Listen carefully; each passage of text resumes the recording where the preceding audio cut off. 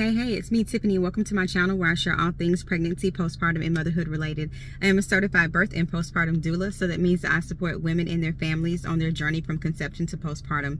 If you haven't had a chance yet, please check out my website at www.nurturedbytiff.com, where you can check out my doula services, you can check out my childbirth education courses, and you can also check out my merch. Today's video is old but new.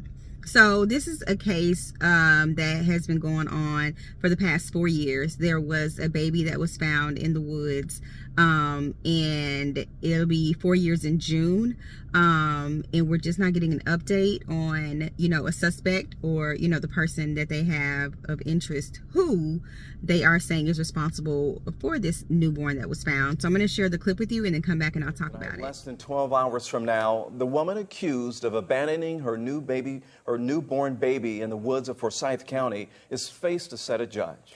It took 4 years to find 40-year-old Karima Jawani of Cumming and arrest her in connection with baby India's discovery in 2019. That baby is now thriving, but as our John Sherrick explains, the investigation is just beginning. It was DNA that detectives say finally, after 4 years, linked this abandoned newborn girl they've always called Baby India to now 40-year-old Karima Jawani, the woman who had just given birth hours earlier, inside a car. Forsyth County Sheriff Ron Freeman revealing details about that night, never released until now. Karima Jawani drove alone for a significant period of time after the birth of Baby India with the child in the car, and she made no effort to leave this child at any safe place where there was any remote possibility of her being located until she decided to tie the baby in a plastic bag and throw it into the woods to die. The sheriff says divine intervention saved Baby India that night. Alan Raggets and his family just happened to hear the baby's cries from their home, called 911. We can hear a baby crying in the woods outside of our house. Deputy Terry Roper, himself a father, reached the baby first. Oh, look at you, sweetheart. Oh, I'm so sorry. I'm so sorry. It just seemed like, just and give her love, pick her up, get her warm and love her. She'd never experienced love before, and I was honored to be the first one to be able to do that. 4 years later, Terry Roper was part of the team arresting Karima Jawani, who was still in Forsyth County after all these years. Freeman, incredulous, he says, Jawani could have used the Georgia safe haven law to leave her baby anonymously at a police station, fire station, or hospital within 30 days of birth and never be prosecuted, with no harm to the baby. Callous, incomprehensible, and it's infuriating. The investigation far from over, the sheriff says. He confirms Jawani is cooperating, but he's not disclosing whether she confessed. For now, they are celebrating the life they say she meant She's a sweetheart. to end. She is happy and healthy in a safe place in spite of these beginnings. In Atlanta, John Sherrick, 11 Alive News. And that is the good news, that baby happy. So that was a story.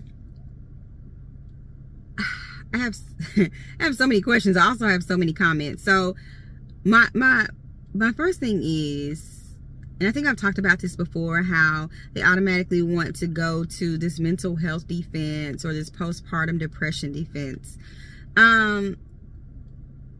I'm not buying it on this one. The fact that you had just delivered this baby, you just had this baby, okay? And you put the baby in a plastic bag and you take the baby and you dump the baby in the woods, all right? And how are you able to sleep at night? You know what I'm saying? Like, how could you do that? Georgia is like a safe haven, state or whatnot. You have, I think, up to like 30 days, I think he said, where you can take the baby to like a police station, fire station, you know what I'm saying? She could even took the baby to a family member or something, but no, instead you took the baby to the woods, left the baby there, hoping the baby would not survive and you would be, free to do whatever it is that you wanted to do. No, I don't feel like they should play that mental health, defense, or I don't feel like they should do that whole postpartum depression. I'm not buying that one. No, I'm not buying that one. Fortunately enough, somebody had the instinct or, follow their gut, their intuition to go and check, in the woods. Like they heard the crying from the baby and they thought the baby was an animal or something like that. And a lot of times, I'm guilty myself. I'm sitting in the house and I can hear a noise and I'm like, okay, what is that? And I'm not not gonna go check on it because I'm like, well, I don't really know what that is. I don't know what's waiting for me. I don't want any problems. I'm just gonna, I'm just not gonna deal with it. But the person heard the baby crying, in the woods, and they got up. Someone told them to get up and go check on it, and they found this baby. And this baby is a miracle. From what I understand, the baby is alive and well today. 4 years. If you didn't want this baby, you could have given this baby to someone. Fortunately, like I said, right now, she was able to get a family and be with someone who was gonna, take care of her and love her and nurture her. But it's so simple. I don't understand, like, why you push out a baby and your first thought, is to get rid of the baby. I want to make sure the baby doesn't live, instead of, I don't want this baby. Let me give this baby to a family that can support this baby and love this baby and take care of this baby. Why does your first option have to be to take the baby's life? Like, why? Innocent baby. I don't understand that one. And the funny thing, not funny, but sad thing is, I'm sure that she thought that she got away with it. It took 4 years for them to figure out who was responsible for it. So day in and day out, she's going on with her life like everything is normal. Like she just didn't try to take her own child's life. You know what I'm saying? She's out about shopping, living normal, doing whatever it is without a care in the world, living with this on your mind every day. I wouldn't be able to function. I wouldn't be able to do it, you know what I'm saying, number one. But I'm just saying, to continue my life like nothing had happened. The thing that they say, what's done in the dark literally will come to the light. You know what I'm saying? Like you may get away with it for the time being, or you may not even have to deal with it in this realm. But the things that you do, you'll be held accountable for it in one way, shape, form, or fashion. And I'm just hoping that when this does go to trial, because I think she's been held with no bond, and I'm pretty sure she'll have to go through trial and do all of this stuff. I'm hoping that there are some consequences behind this. Like that was horrific. It was very sad, and as a mother, I can't even wrap my mind around anything like that. But I thought this was very, interesting, and it's one of those tales of you can't get away. You can't get away. I say this all the time, there's so many ways not to get pregnant. It's like so many ways not to get pregnant. But if you do get pregnant and you decide to go through with the pregnancy, and even up to the last day or when you do deliver and you decide that you do not want this baby,